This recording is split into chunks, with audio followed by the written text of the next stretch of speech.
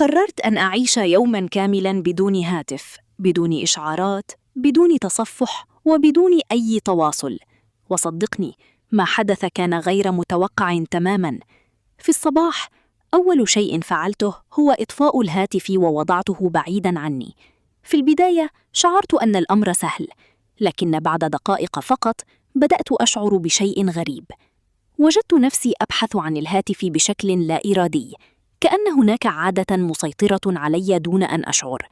كل بضع دقائق أريد فقط أن أتفقده بدون سبب حقيقي. بعد ساعة تقريباً بدأ الملل. شعرت بفراغ كبير وكأنني لا أعرف ماذا أفعل بوقتي.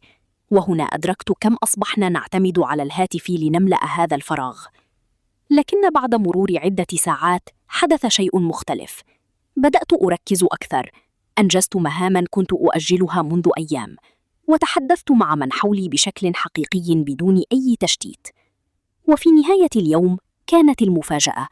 أنجزت أكثر من المعتاد، وشعرت براحة نفسية لم أشعر بها منذ وقت طويل. الهاتف ليس المشكلة، لكن الإفراط في استخدامه هو ما يسرق وقتنا وتركيزنا. جرب هذا التحدي ليوم واحد فقط، وأخبرني في التعليقات، هل ستستطيع؟ لا تنسى المتابعة ووضع إعجاب لدعم القناة.